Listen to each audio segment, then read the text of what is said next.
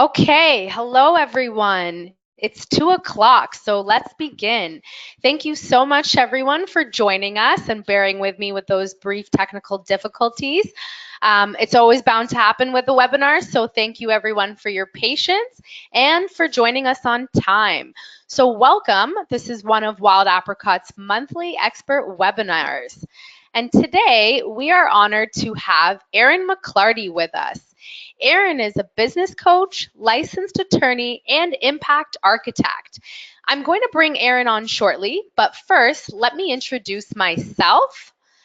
My name is Sonia Kosla, and I'm on the Wild Apricot content team. Beside me is my colleague Stephen, who will be available on chat to help you with any technical difficulties that you might have. And during the webinar, feel free to ask any questions to us or Erin. To do that, you can use the chat box located on the GoToWebinar panel. Now, I just want to make a couple of quick reminders before moving on. First of all, I want to let you know that we are recording this session and we'll be sending you an email with a link to the recording within the next couple of days. So watch out for that.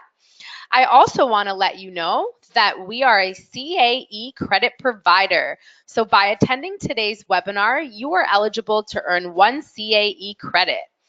Okay, so we'll get going in just another couple of minutes, but let me briefly say that today's webinar is being brought to you by Wild Apricot. I know many of our customers are on here with us today, so a big welcome to all of you. But I also know that we have many new people who are joining us who aren't familiar with Wild Apricot, and I want to welcome you all as well. So for those of you who don't know, Wild Apricot is a membership management software. It's actually an all-in-one solution for anyone running a membership organization. And that's because you can manage your member and contact databases, run your events, build your website, process all your payments, and so on. Many of our customers consider it a lifesaver because it saves them hours a day in administrative tasks, freeing them up to focus on fulfilling their organization's mission. And while we're quite thrilled with what many of our customers have been able to accomplish, we've been able to watch many of them grow since we started 12 years ago, and they've watched us grow too. And thanks to our customers, we've been ranked as the #1 rated membership management software solution on the market 7 times in a row. And while we pride ourselves on helping people with great software, we're also a leading provider of free educational content, which you'll find on our blog and in webinars like today's. Now, if any of you have any questions about Wild Apricot, we're happy to answer them at the end of the webinar, so feel free to stick around with us after the hour if you're able to. Okay, now let me bring on our presenter, Erin. Erin Mcclarty started her career as counsel for international Fortune-rated companies. Now, she lives out her passion providing strategy, business consulting, and legal services to mission-focused organizations. Her clients range from startup businesses, not-for-profits, social enterprises and foundations to community centers, public-private partnerships, government institutions, and individual leaders. So essentially, anyone or anything wanting to create, grow, or manage their positive impact. Erin writes a blog on legal issues for mission-related organizations and is working on a how-to book for charities. So we are going to paste a link to Erin's website and as well as some of her webinars that she's done, and we'll paste that link in the chat box. So feel free to check those out. Okay, so without further ado, Erin, I'm going to hand over the presenter controls to you and take it away. Perfect, thank you, Sonia. So we will, there we go, get this all squared away. All right, I think we're good to go. So thank you again, everybody, for taking some time out today to be here. As far as my background, Sonia just went through most of it. As far as what I do now, a lot of people ask me, what is a social impact architect? And essentially, the same way you go to an architect with your visions of how you want your home or your office to look, people come to me with their visions of how they want to interface or interact with the world, good that they want to perpetuate, harm that they want to stop, messages that they want to get out there, movements that they want to start, and then it's my responsibility to give them the tools and the resources to bring that vision to life. So I work with a lot of membership organizations, and this whole concept of how to grow at every stage of their life cycle is something that comes up pretty often. You're going to get a link to my website, which is basically what this little clip was, so I won't spend too much time on there, but I will talk about my intentions. So really there's three primary ones. One is I definitely want you to walk away understanding how to refine your goals and your vision, because that, believe it or not, is going to be probably the most instrumental part of growing your membership. I also want you to be able to leverage your partnerships. So we're going to talk about some keys when it comes to leveraging partnerships. Another way to grow your membership. What I'm going to spend a large part of today talking about, though, is the different stages of your life cycle and different ways to grow throughout the stages of your life cycle. But first, a couple of ground rules. I always think it's important to sit and think about what is it that you want to get from the presentation. So why did you join? What is it that stood out to you? What do you want to make sure that you walk away with? I think it's helpful to really key in on that. And then once you've identified that, please feel free to put it in the chat, keep it to yourself. What I would think of next is, what is one thing that you need to do to make sure that you get that out of this, right? So that you don't walk away necessarily feeling that it didn't touch on something that was important to you, or man, I really wish you would have covered this. What is something you can do in terms of asking a question, putting something into the chat, or either following up with Sonia or someone with the Wild Apricot team after the presentation, because I will be on their Facebook. That may be able to help with that. And then also maybe even thinking about one thing that you can do today, to move forward with it, to create some momentum. What I'll cover is, as far as each life stage, is a few things. One is just the life stage itself, or the stage of the life cycle itself. Then I'll talk a little bit about it in terms of traits to help identify where you might be at, the types of members that you attract at that stage of the life cycle, things that you'll want to focus on when you're at that stage, and again, what can help you grow at that stage. These are names of my own doing. I came up with them. They are by no means academic, and they're not conclusive. It's just observations that I myself have made when I have been working with clients, and I think encapsulate what ends up happening at the different stages that I've seen in working with some of my clients, a lot of which I am happy to share in terms of war stories or triumph stories throughout our talk today. Really quick, I wanted to take a poll, and I don't know if we have this set up to actually take the poll. If not, just something to be thinking about. What's your biggest pain point? Is it attracting new members? Is it engaging existing members? Is it keeping members? Again, please feel free to include that in the chat. Oh, there we go. As far as your pain point, we'll give you a few minutes on that. Or actually just a few seconds, if you can answer that. All right. Looks like so far attracting new members is the primary one. It looks like it made my presentation go away. So let's see what we can do here. We'll go back there. Okay, so it looked like attracting new members was the biggie. Okay, that makes sense. That makes sense. That's good to know, actually. So moving on, speaking about attracting members and that being a big pain point, emerging is really the first stage that I'm going to talk about. And this is where you're just getting started and off the ground.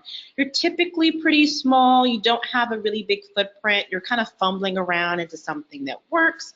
And you may not have infrastructure identity yet, but you have a really big passion around a really big concern. And so for this reason, what tends to happen is you tend to attract early adopters as members early on. So it's going to be those who are like, you know what, there's been a gap when it comes to the specific issue or the specific topic, this type of learning. Someone's finally filling that gap. So it's folks who are super excited about that. It's also, no surprise, going to be people in the Founders Network. So it's going to be friends, it's going to be families, cousins, aunties, uncles, and all of that. So it's going to be a really small network, but it's going to be a network of really passionate people who are excited to see that you're doing the work that you're doing.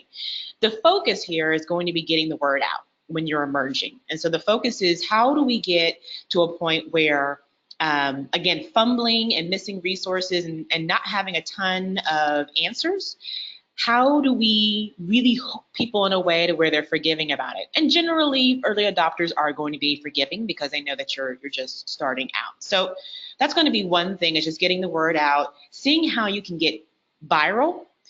One thing that we've done with clients is try to find opportunities to share good news about what they're doing or things that they're working on that are branded, so people can say, well, what is that? So I know I had one client that it was a business association membership type org. And so what would happen is we created something that they could share on line that would say so-and-so is now in business. Really, really cute. It was also branded with the association's name in the corner. And I think they added something else to it that had them branded as well. And so what that did is when people would see it, they'd of course clap and say, oh my gosh, it's amazing that you guys are up and running. But they'd also ask about who it was that was branded on that social media. So just finding different ways to get the word out is going to be key at this stage. Also money. Money, because what happens, founders are usually the ones who are paying out of pocket for these associations and memberships, and they want to make their money back.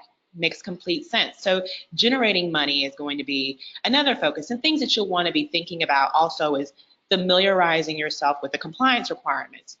Most people don't want to think about this when they're just starting out, but privacy laws on collecting member information. Most people don't keep in mind or forget to keep in mind that there are long arm statutes, is what it's called. So California, privacy attaches to the person, not to where you are. So you could be, in Idaho, and if you have someone who is a member from California, what can happen is a lot of the privacy laws that apply to them will apply to you, even though you may not be in California yourself. So familiarizing yourself with things like that. What are the laws around managing members in your own state? All states really, but some are more comprehensive than others, will have laws around meetings, when you have to meet, meeting notices, rights that members have, lists that have to be kept. These are also going to be in your governance documents, and fingers crossed, what you have in your governance documents is going to match what you have in your what's in the law. So thinking about that, marketing limitations like canned spam and others. You have the Canadian marketing limitations, and so what can you send out, what can't? Do people have to opt in? Do they have to opt out? How do you grow at this stage, especially when you're trying to attract new members, seeing as how that's a big concern for a lot of you? Well, again, getting out the word as much as possible and really leveraging the fact that you're smaller. So a lot of my clients tend to see the fact that they're smaller as a bad thing because they're going up against the larger associations and memberships. But there's an agility that comes with being small. There's a freedom that comes with being small that allows you to do some guerrilla type things when it comes to programming. Just throwing programming out there and seeing how it resonates with people. Is it something that they catch on to? Is it something that they're not really interested about?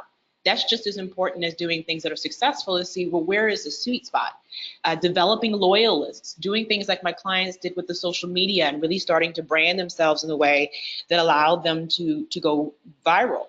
Are there bartering type or freebie type things that you can do to get the word out? So that's going to be one thing in terms of growth that you want to be thinking about. Also, just pushing that vision out there. Because you are small and because you're just starting out, again, it's going to be the early adopters and the people who are excited about your mission. So push the mission out. And that's what's going to naturally attract those who will be forgiving and who are genuinely interested in not only what you're doing, but promoting what it is that you're doing. And they're going to be the ones to get the word out as well. So strategy as far as growing in the emerging stage is just really being clear on your vision and pushing that out, and then humility and making sure that you're communicating in a way that's accessible to everyone.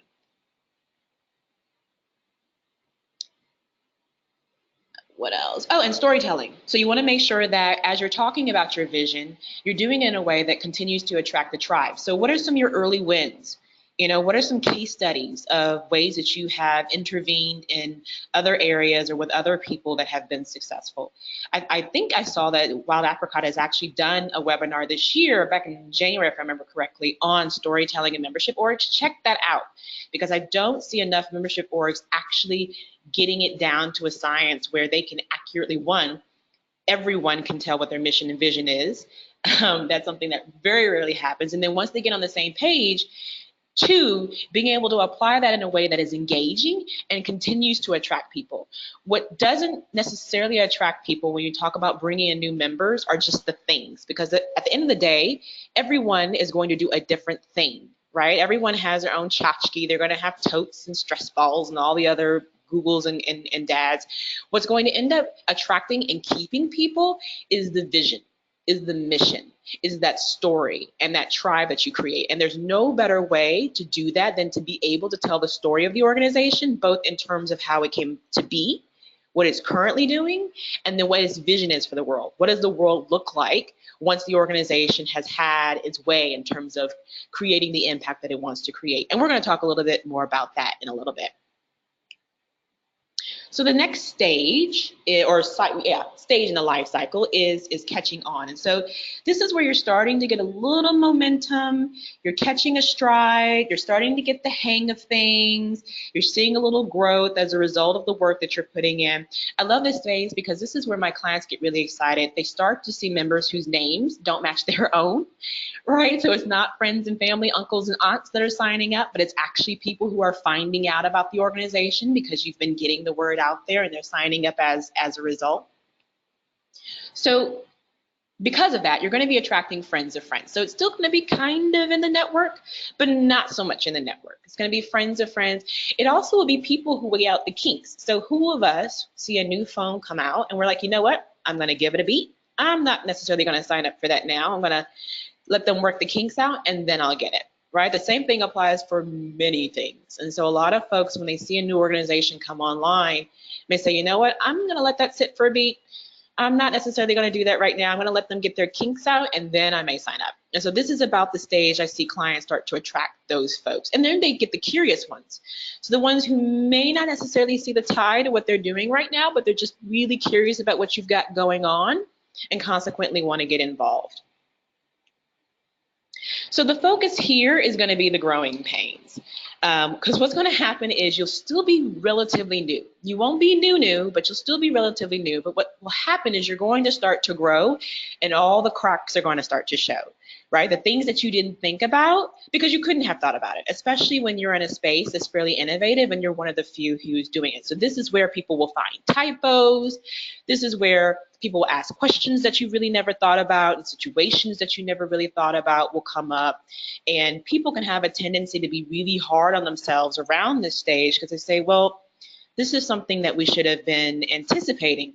But, you know, again, when you're just doing something, who's to say that you should have known that it was going to come about? So working through those things, finding answers to questions that people are asking that you may not have thought about because you were just trying to get the organization out there. This is really where you can go from infant to toddler.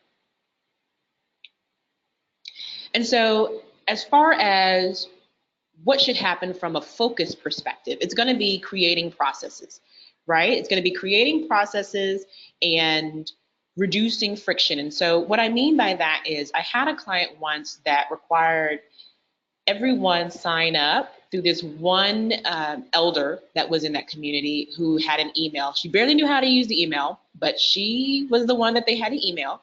And she had to respond back and start the process in terms of getting people onboarded for that membership organization. Now, the problem was not only did people have to go through this, so there was a gatekeeper, but her email was dug deep down in this very wordy paragraph on this very wordy page that was on the About Me page. So it was near impossible, I felt, for people to figure out how to sign up. And then once they figured it out, she had to be in a good mood and get the email back out pretty quickly. And then it was also just that whole concern of, is she in a good mood? How is she responding?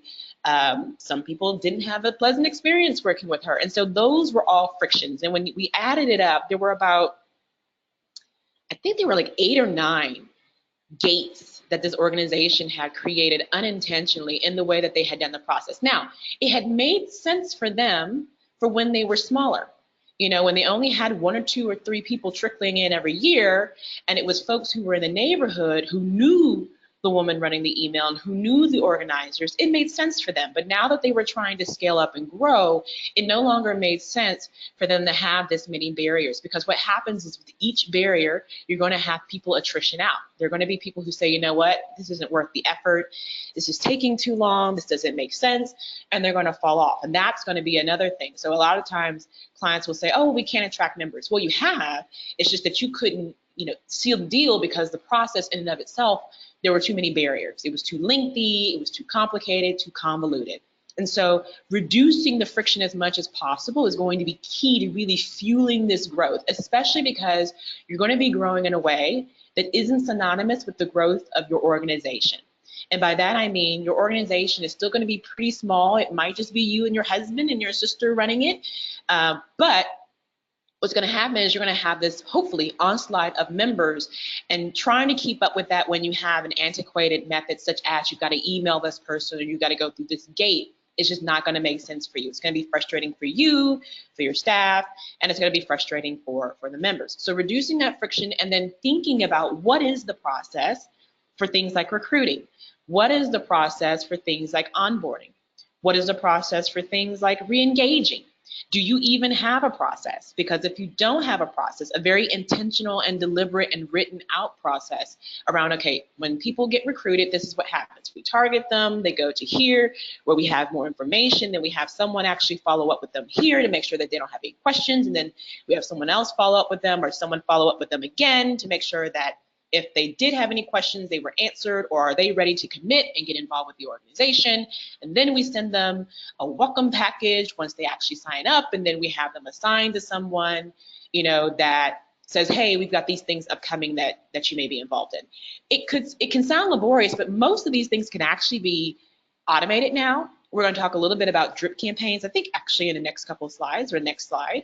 But that, having a process for what that looks like written out and being very clear on it, you would be surprised how much it helps in terms of not only attracting, but actually signing on. So, if you're one of those organizations that gets a lot of clicks, and so there's a lot of interest, but you're not actually able to bring them on and seal a deal, it may have something to do with that. And so that can be instrumentally helpful. Same thing with keeping and re-engaging members, because you really want to plug the hole. Even though you're trying to bring in more, you definitely don't want something on the back end to where you're bringing in so many and they're so unengaged with the organization that they just fall off. And so having a process for how long is it before we reach out to somebody that we haven't heard from? What do we do? Do we have a mixer? Do we have programming specific? Do we have some type of reorientation or get to know the organization again? Do we give them an update? Really important to have processes around things like that.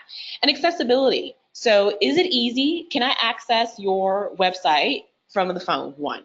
And is it mobile friendly too? Because accessing it from the phone is totally different than from it being mobile friendly. So I had one client that did not have a mobile friendly website, and tragically the way that a picture of a gentleman on the homepage would come up is he basically looked like he had one eye, and that was because the way the formatting was done. It was bad. But thinking about things like that, when your site comes up on someone's iPad or on their phone, what does it look like? Is it easy in terms of registering? Is it easy in terms of paying for events, paying dues? And again, do you have automation set up in a way that allows them to get onto the phone and they're going automatically through this process of engagement, recruiting, or whatever the case may be? It's important in terms of removing friction, because what I'm discovering when we look at Google Analytics for clients, and if I think Wild Apricot software does this as well, I'm not sure, or I don't remember, but if not, Google Analytics is great for just looking and seeing how are people actually viewing your page. And what we're finding is over 80% of people are finding their websites are being viewed on the phone. So someone just happens to be thinking about, hey, I need to look into this trade association, and they look it up on their phone, or their phone is usually what they have next to them when they think to do it at home, and they look it up. So you may be losing a lot of people just because it's too clunky and convoluted for them to figure out who you are and how to get involved because your site isn't mobile friendly. So that would be another friction, making sure that it comes up in a way that makes sense. Oftentimes it may require that you reorganize things a little bit differently for a phone and make it more accommodating. So you would have, registration and sign up in the header instead of maybe in the footer, and you would have, your text be a little bit less heavy and maybe more pictures on your mobile site and things like that. So be thinking about that. What else? Oh, make sure that you're testing your message. So here you'll still be thinking about your vision. You'll still be thinking about your mission, but it may be that as you're growing and you're attracting friends of friends, so you're attracting people who are not necessarily associated with the organization, but who are interested in the organization, the message and the messaging may not resonate with them in the same way. And so if that's the case, are there tweaks that you need to make? Is the way that you communicate your mission something that requires a lot of inference? So people have to be insiders to understand why it is that it's important, and you're not really communicating that when you're storytelling? Or are you putting too much in there? So are you super duper hyper focused? Because again, insiders, we get it, but it doesn't really make sense to people who are not. I've seen this a lot with my trades organizations. So they may use vernacular or refer to equipment and different things in their mission or vision statements that makes sense for them. But one of the things we'll talk about is membership. You may be thinking too literal. And so one of the things we did with that client was say, all right, you've really been targeting artisans, so true professional artisans, but what about all the hobbyists out there who are really interested in the work that you're doing, who want to do wood cutting and birding and things like that, but don't necessarily have the time, capacity, resources to do it professionally, maybe not yet, maybe don't want to ever, but really want to make sure that they meet a tribe and can talk to people and hone their skills in doing so. How do they reach out? How will they feel comfortable if you're talking about this, that, and the other in a way that may be preclusive? And so looking at your vision and your mission and saying, does it still resonate to a broader audience if you're really trying to attract a broader audience? Or if you're having trouble attracting new members, is it because you're not attracting a broader audience? It could even be that you're attracting too broad an audience. And so as we expanded, one thing I told them is, let's definitely be focusing on those who show a true commitment, so hobbyists, which is great because hobbyists tend to spend a little bit more consumer-wise, but let's focus on them. Let's not necessarily focus on the person who picked up wood burning once, but someone who has consistently shown interest in this, and again, may not be professional, but it's something that they want to do long-term.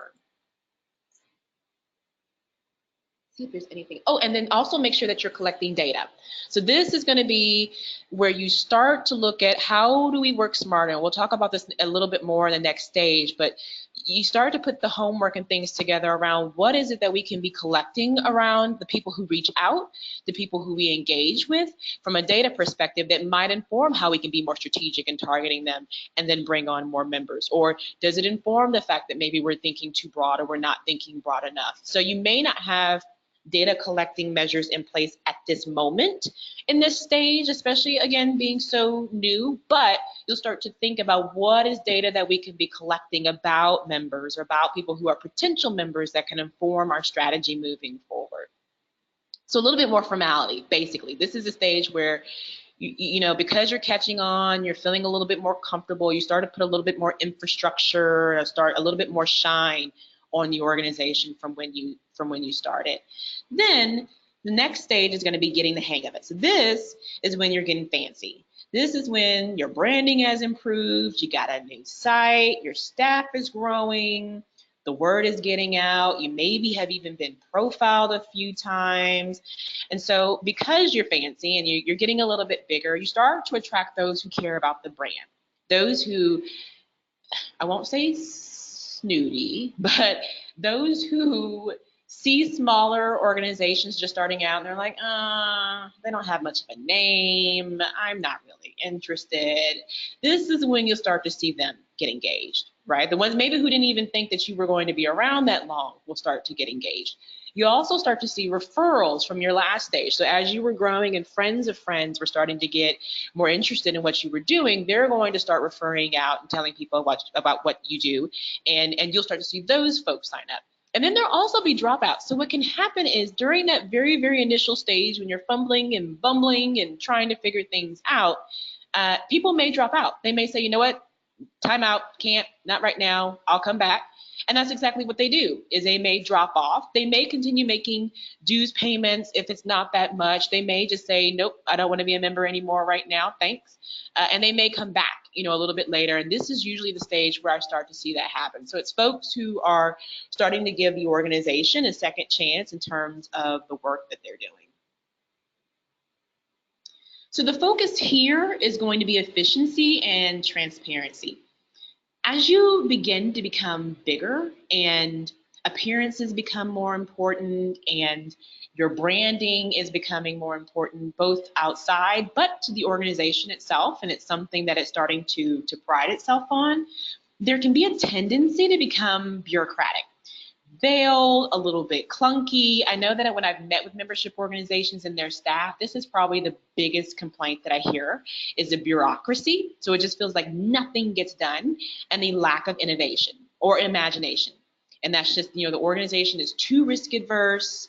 And the reason for that is this, right? They've built all this time and sweat and tears and resources into really building a reputation that matters to them. And people are afraid to lose that. It can be catastrophic, especially in this age of social media. And so what happens is where you may have made changes and improved and tried things out, leaps and bounds just starting out, this is where you start to see very piecemeal. I know I'll never forget I had a client that we were meeting to talk about an event that they had coming up. And their idea of innovation was to change out the branding colors. So there was this entirely too long disquisition on should we be pumpkin orange or something else that was coming up, and that for them was controversial. And so you may be seeing this in your own organizations, but that's the reason behind it. And because the organization is growing, there also has to be a focus on not only the bureaucracy, but moving and working smarter, not harder. So it's a little bit easier when you're small, especially when you're an emerging organization, to take that approach of the puppy, where you kind of run into a wall, up, that doesn't work, and then you run into another wall, up, that doesn't work, and just kind of fumble and figure it out. But the bigger you get, the less sense it makes, really the more time and expense that goes into trying to figure things out when you go about that approach. So what you want to do is really be taking a step back. This is where that data helps, and thinking strategically about what directions do we need to be going in next. This is where you try to be try to be a little clairvoyant, looking at the trends, looking at what members are asking you, looking at what competitive organizations are, I know some people don't like the word competitive, but similar organizations in the space are doing, what they're not doing, and gaps that may be appearing, and start to work within the not boundaries, but within the parameters of that. So those are two things that you want to focus on when you are at this stage. I can't underscore the importance of transparency, and this is a data-driven. I can't underscore the focus on transparency, just because when you are moving slower and when it is more bureaucratic and when it is more veiled, not only is it more frustrating for people in terms of trying to get things done, trying to get answers, trying to get new things pushed out, but it can also become a frustration in that there's a lack of trust. And if anything, people are always asking me about risk with law, risk legally not getting sued, not having claims. And I always tell them, so keep in mind, anyone can sue over anything. I'm sure you have all seen that in the news. But what I have fundamentally seen the reason behind most suits is a lack of acknowledgement and being heard. It's the emotional, right? And if you think about most people who are in some type of suit or claim, there is almost always something emotional that is underlying it. An unfairness, I wasn't heard, I wasn't listened to, they didn't care about me. And so when you're seeing issues come up with these types of member organizations, whether it be schisms, claims, a coup that's coming, it is almost always underscored by something emotional that wasn't being taken care of. And a lot of that can be a lack of trust. It's people feeling like they weren't being heard and acknowledged, and consequently went about it in a way that they felt like was going to capture attention. And so when you talk about growth, having systems and things in place that allow people to be heard, that make sure that they're not only heard and that their opinions are solicited, but they can actually see implementation of those things, is huge. And I can tell you it's one of the things that most people think other organizations are doing, and they are not. Having a member organization that takes seriously the opinions of its members and not only continues to elicit those opinions, but integrally involves them in the implementation of those opinions and then story tells about how they did that, that is incredibly rare. And it's one of those heartfelt and emotional connections that not only keeps members lifelong, but will really cultivate a ground for other members to be drawn and attracted to you. And but you know, again, it goes back to systems. And when I say systems, it's not necessarily the systems that people are thinking about where it's like, okay, let's create several VPs and then several staff of this and then several outreach.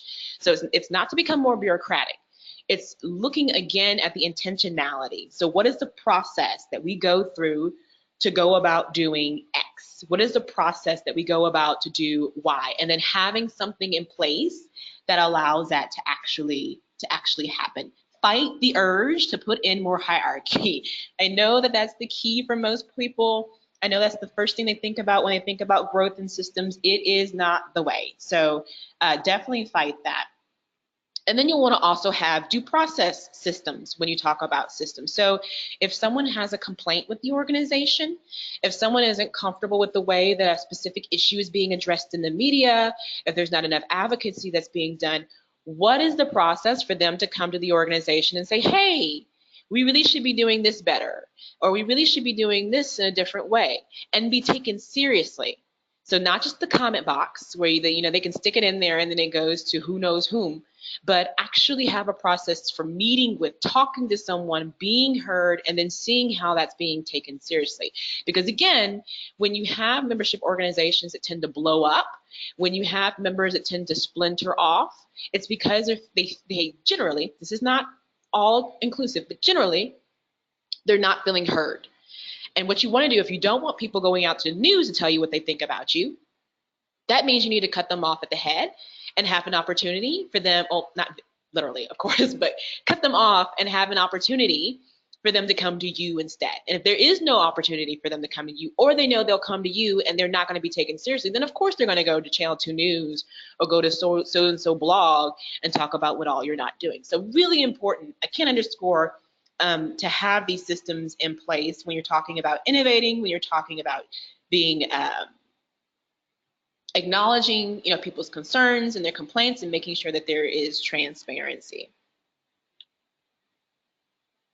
And then something else to be thinking about is your recruiting strategy. So far too often, people go from that emerging to that catching on or getting started, getting there and then catching on stage. They take recruiting organically. So we'll just kind of put our information out there. We'll let people see who we are and what we are about, and then we hope they'll come to us and give us a chance.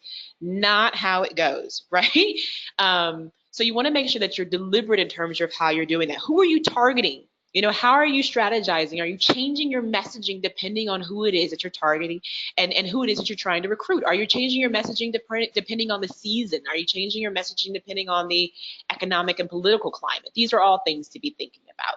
Last stage, this is where you've got to shift, right? This, I don't even know what this is, but it looked antiquated. So it seemed like it was appropriate for this stage. This is where you're a stalwart. You are known in your space. Everybody knows when it comes to X, you are the people to go to. And that because of that, your audience is going to be much broader. It's going to be much more diverse.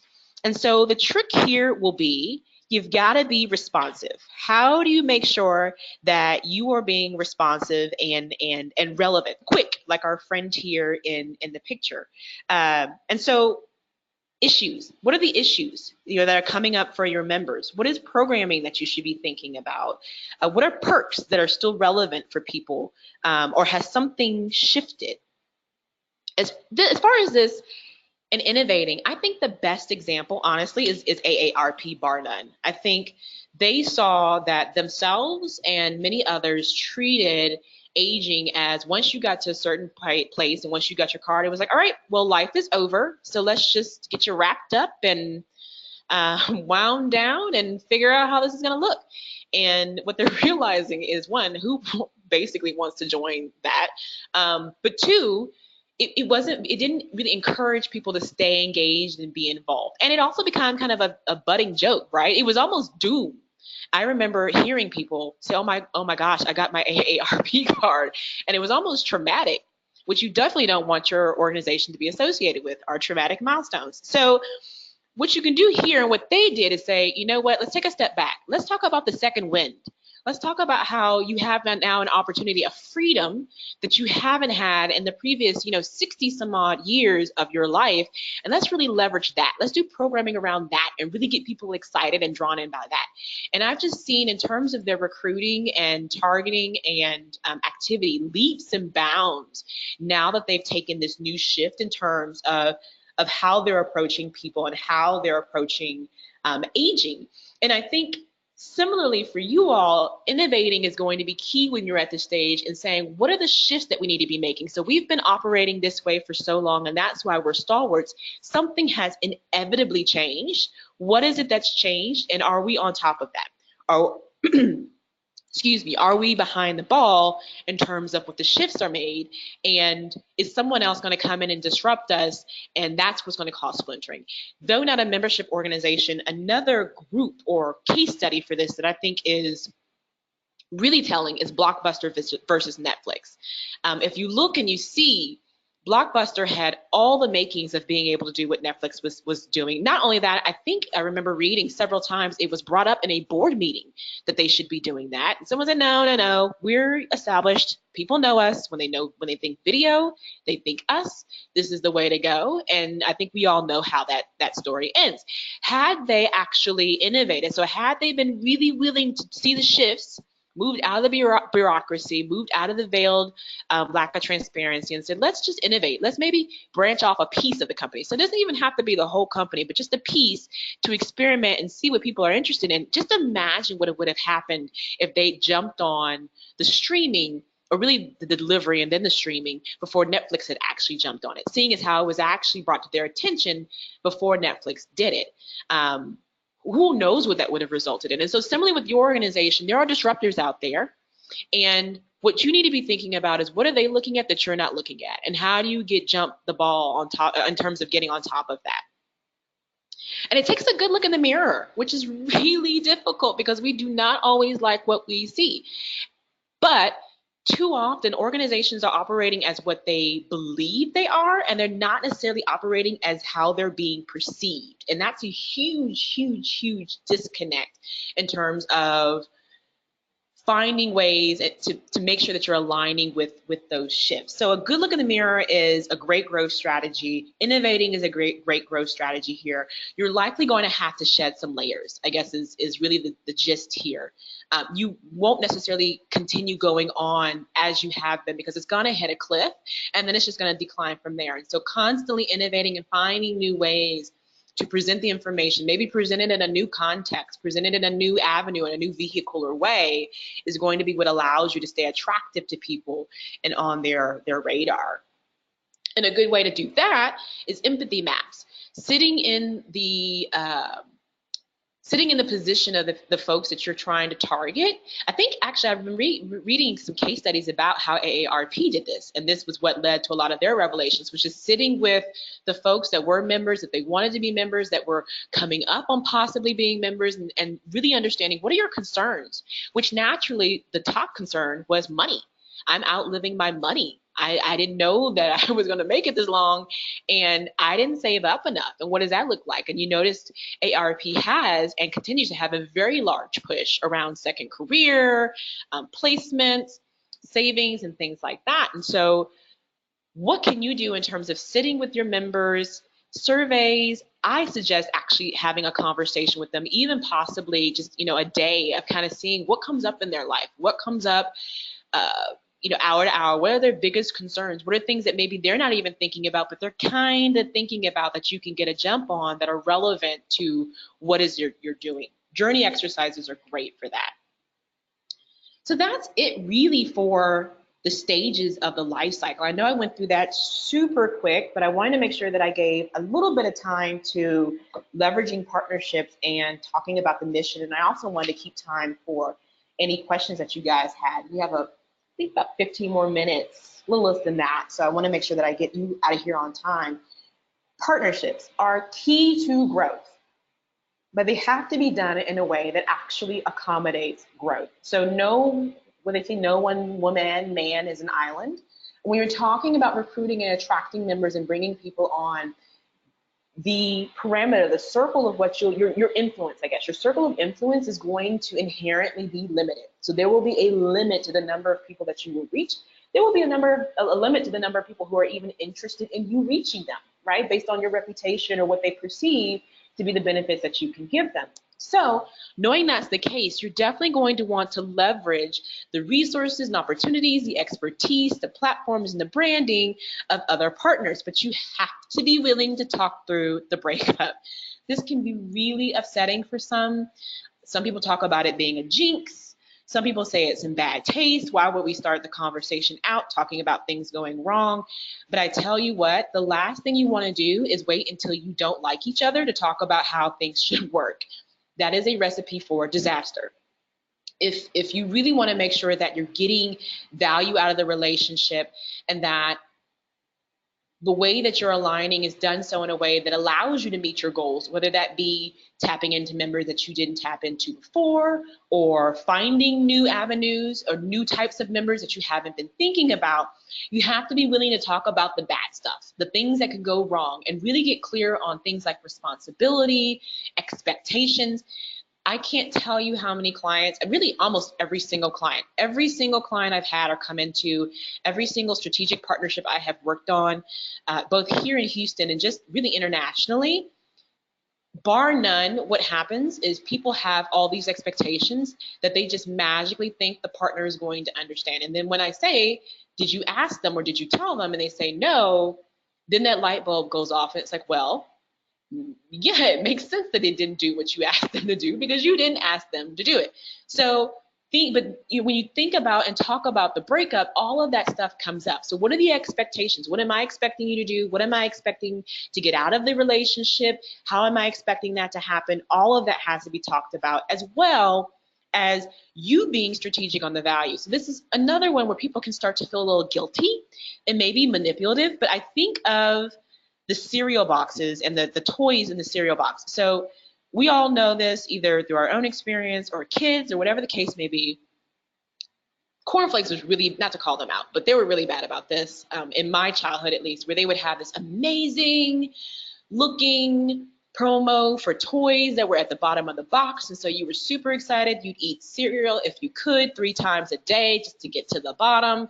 And then when you get there, there's like this little flimsy jank 3D toy that doesn't really work. It has the film on it and you're supposed to see in 3D, but it doesn't look 3D.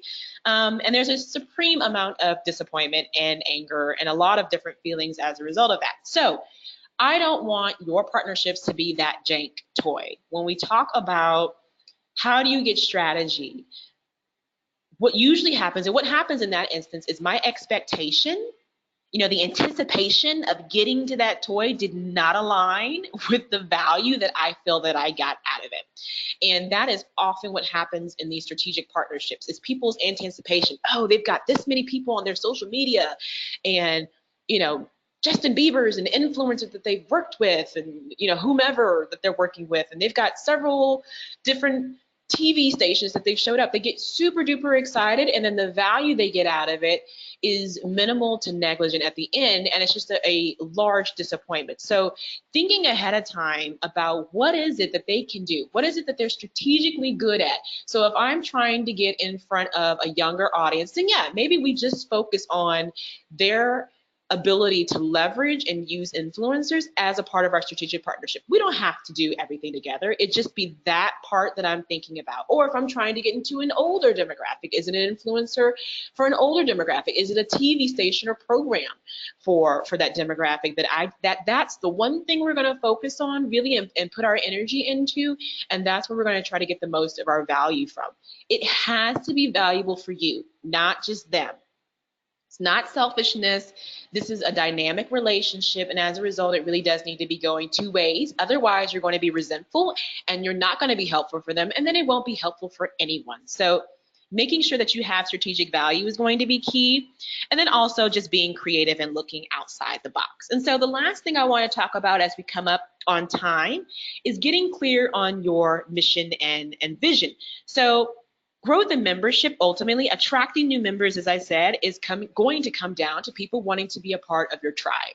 You know, Seth Godin wrote a great book about tribes. I've been reading about I forget the word for it, but the application of natural systems, permaculture came to me, permaculture, the application of natural systems in systems and development, businesses, organizations, and things like that. So looking at how the hierarchy of ants and different things play into very closely, in very close alignment to the way that humans and people align. And so tribes is something anthropologically and just historically has been our way of being. And when you talk about wanting to bring in more members, remembering that they're going to want to align with their tribe.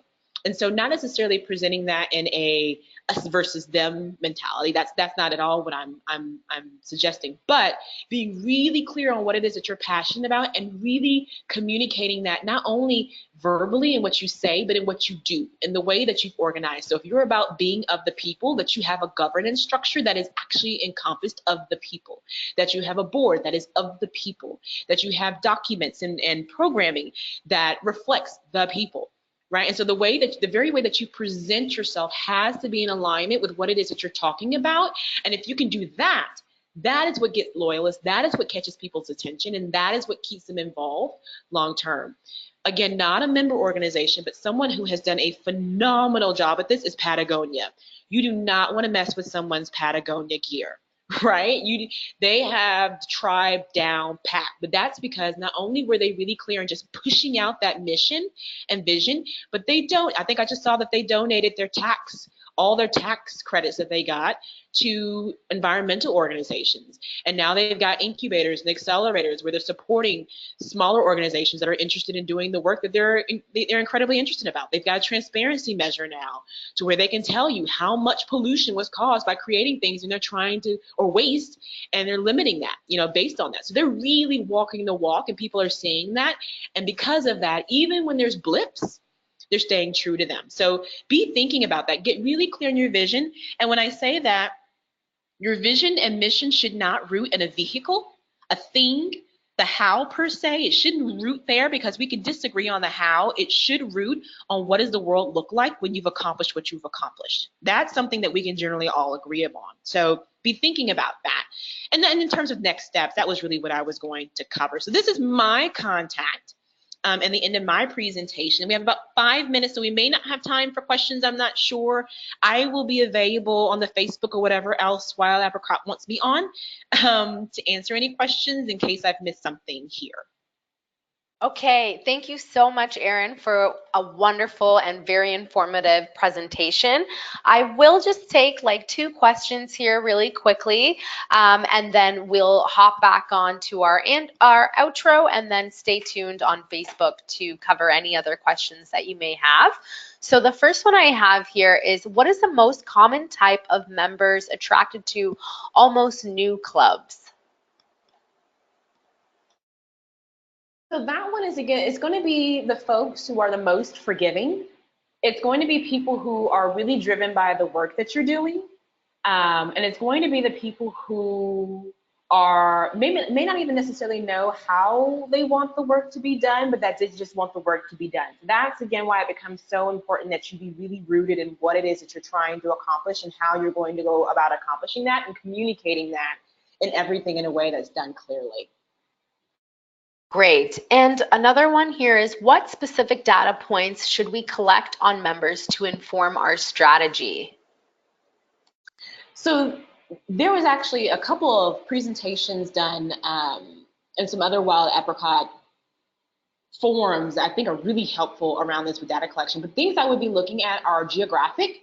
So are you collecting information around where people are coming from? Are you collecting information around how they're using your site?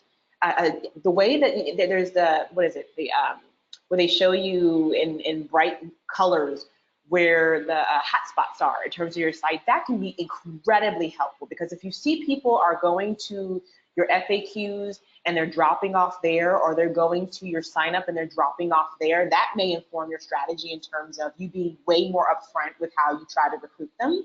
But just collecting information about hobbies if you can from members. I always ask people about engagement. So when you first onboard members, really getting clear, how do they want to engage, so that you're not having to guess about that, and that you can reach out when it's relevant for them. But those are just a few ideas in terms of how to go about collecting that data. Perfect. Okay. Well, I think that's all the time that we're going to have for questions for now. So I want to thank you, Erin, again so much for sharing your experience and advice with us today. And like I mentioned, we are going to be sharing the recording with all of you in a follow-up email within the next day or so. So just stay tuned for that. And now that we are coming to the end of the webinar, I just want to do a couple of quick reminders. So let me just share my screen here. Okay, perfect. So yeah, a couple of quick reminders that I have for you all is that if you have any questions about Wild Apricot, I'll cover some free resources and offers in just a moment. And if you're already familiar with Wild Apricot and you're anxious to continue the conversation about Erin's webinar on organizational life cycle, I encourage you to join our Facebook group.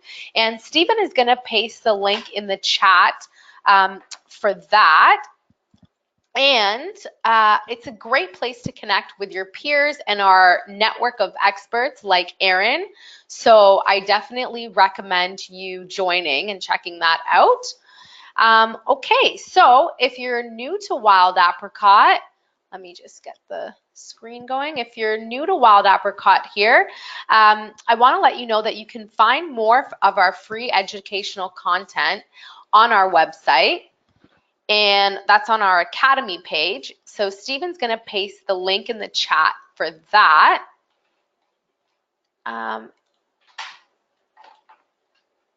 And I'm just getting the slides up here because it seems to not be playing the right slides. Okay, we're having some technical difficulties today, everyone, so I really do apologize. But there we go. Okay, so we've got our Academy page is where you're going to find all the links to more webinars, including all the recordings of our past webinars. So I recommend you to take a look at the resources and content on our blog and articles. There's a lot of helpful content there about growing your membership, running successful events, recruiting volunteers, and so on. So all of that content is free. And lastly, if you're running a membership organization, whether that's a nonprofit, association, or club, or any type of organization, you're welcome to try our software at no cost for 30 days. So feel free to take advantage of this opportunity, especially if you're looking for ways to automate a lot of the tasks that consume your daily life. So Stephen's also going to paste the link into the chat window now. You can just click on the link you see there and you'll be taken to our website where you can enter your email, name, and organization name, and then you're ready to go with your free trial. Also, if you'd like to receive a call from one of our coaches, just type your phone number into the chat and I'll make sure one of our coaches gets in touch with you. Okay, so if you've got any questions about Wild Apricot and you're able to stick around for a few minutes, I'm going to pass the mic over to Stephen now, who can answer any questions you have, because we do always get a lot of questions about our software whenever we do a webinar. So if you've got any questions about Wild Apricot, please feel free to type them in the chat window now, and I'm handing the presentation over to Stephen. Hello there, everybody. This is Stephen hopping on now for the live Q&A portion of today's webinar. I hope you found the content that was preceding this informative, and we hope you'll be back for future webinars that we put on. One of the questions that actually came up, I just want to address this, during the presentation was whether or not Google Analytics can be added to your Wild Apricot site. And I just want to confirm that you absolutely can add that in. Google Analytics provides some embed code that you can just add into your Wild Apricot backend under settings, site, global JavaScript. So it's very easy to get that hooked in so that you can start capturing visits and things like that. So now we're just going to jump into the other questions that you guys have been submitting. So first up, we have, how do I add content like videos? So we have a couple of guides about that on our help site, actually, on gethelp.wildapricot.com. And I'm actually just going to go ahead and post a link to that right here in the chat. So gethelp.wildapricot.com. The name of the help page is adding video clips, and there are a few methods. You could do YouTube embeds. You could upload the videos to Wild Apricot, provided they're within the file limitations, and embed them that way. But there's a few different ways, and it can definitely be done. So I'd recommend checking that out to explore all your options. The next question we have is, I need the ability to assign tasks. How would you do that? That's a good question. I'd say that task assignment isn't necessarily something that Wild Apricot really excels in that area. It might be best to hook into a third-party program or perhaps have a custom field of some sort in your Wild Apricot site to track that. You can create as many custom fields as you want in Wild Apricot, and there's a whole bunch of different options like text fields, date fields, even extra cost fields if you need to charge extra for things. But for tasks, text field might be your best option. Otherwise, we have integrations with Integromat and other automation tools, which you may be able to use to connect to a third-party program. So the next question that we had come in here is, are paid membership levels possible from the same landing page? Assuming I'm understanding correctly, I would say that you can create as many membership levels as you'd like in Wild Apricot, and they could all be listed on the same web page if you'd like. Like if you want to offer free ones alongside paid memberships, that's totally fine. The person who visits your site will see your membership application form, and they'll be able to pick whichever level they'd like and go ahead and fill in all their information to get signed up through your site. So another thing is, can you summarize as to why we should sign up for your payment system instead of just re-upping for 2 years and keeping PayPal? There's a few key points. So first and foremost, our own payment system is Wild Apricot Payments, and that's powered by AffiniPay. And it's going to be our main focus of development going forward. So we really want to fine tune our development resources and just pour it into that and get you guys some new features and really just not divide ourselves among too many systems. So if you just want to be using a system that's going to be our developers' main focus, that's one reason. In addition, there is, starting in July, going to be a 20% payment system servicing fee applied on top of your regular monthly subscription. So this is not per transaction. I just want to clarify that right out the gate. This would be like a 20% price increase, essentially, just for the development resources for the ongoing maintenance of those systems. So that's just something to keep in mind. If you want to stay ahead of the curve, it really would be best to consider our own system going forward. So can Wild Apricot be used on all web hosting platforms or just WordPress? That's a good question. So our widgets basically work on any platform that will allow you to embed custom code.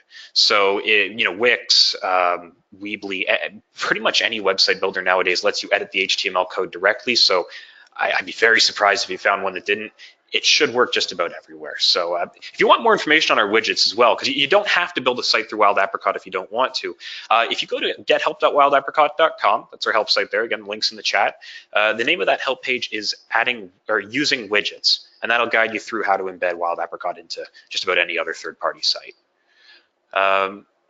So another question is there any ability to do moves management? I want to move a potential donor through steps and record when they are done. Okay.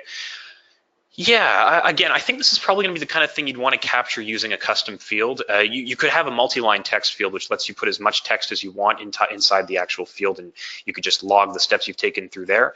This kind of thing is sort of more in line with the CRM, and so CRM management or CRM stuff isn't necessarily a super strong point of Wild Apricot either at the moment, but a custom field, if you're willing to format it that way, should be able to capture the information that you need. So another good question here. What is the difference between contacts and members? So a contact is just anybody in your database. It could be a member, non-member, event registrant, donor, any record whatsoever. Whereas a member is just a subset of contacts. It's just anybody who is in some way associated with a membership. It could be an active member, expired, someone who's in the midst of renewing, someone who's freshly applied and is just waiting to be approved. Just anyone associated with membership. All right, so John, I just want to say, feel free to get in touch with our team at support@wildapricot.com, and they'd be happy to discuss the differences in the payment system with you further. Otherwise, yeah, you can just get in touch, however, and we'll make sure you get to the right place for further clarification. All right, So is there a manual report writer module that I can create my own reports, or do I have to export out custom fields? Yeah, I would say exporting is probably the easiest way, just because you can check off exactly what you need. But otherwise, there are custom result layouts that you can apply to any advanced search. That is advanced member searches. If you go on, again, gethelp.wildapricot.com and you look up result layouts, it should give you the information that you need there. And I believe it sounds like it's what you're looking for. If you need any help with that at all, again, support@wildapricot.com. Just say, hey, I'm trying to learn more about advanced search result layouts and just how to get it up and running, and they'd be happy to walk you through it. You can also give us a call, actually. I'll just put the number here. So it's 1-877-493-6090. That's our support number, and they're open 9:30 a.m. to 5:30 p.m. Eastern time, and they'd be happy to walk you through anything you need there. So payment system use in Australia, what are the options? So in Australia, I believe you're going to have access to PayPal, Stripe, Authorize.net, I think should also be available. If you go to our help site, there's a help page called Online Payments. And at the very bottom of that page, we actually have a comparison table that shows the different payment systems that we support and their supported locations. So I don't believe that Wild Apricot Payments is an option for Australia at this time, but there are a lot of options available for you there that are quite comparable. So I'd encourage you to take a look at that chart. All right, so you probably all have a lot of places to be. Thank you so much again for attending. I do hope this was beneficial for you. If you want more information on Wild Apricot itself, feel free to send us an email to sales@wildapricot.com. We'd be happy to send you some of our resources and just help you get started. Our membership coaches are also available just to guide you through any new trials. And if you're a paid user, hey, you already have access to our paid support. So or rather our free support now that you're on a paid plan. So feel free to use the number that's been posted in the chat there, or email them at support@wildapricot.com. If you email the wrong place, don't worry, we'll make sure that we get you to the right spot. All right, so I hope you. Oh, there's one quick question. What do we need to do for the ASAE credit for the webinar, or is this not one? Yes, I believe this webinar is supported for the credit. You'll want to just basically submit the name of this webinar and link to us when you're submitting your credits. And what I believe will happen is they'll get in touch with us after that just to verify that you attended, and we'll make sure that we vouch for you and say that you did. If you have any questions about that, just feel free to shoot us a quick email to sales@wildapricot.com and we'll get that straightened out for you. All right, so thank you again for attending, everybody. We're going to wrap things up now, and have a great rest of your day.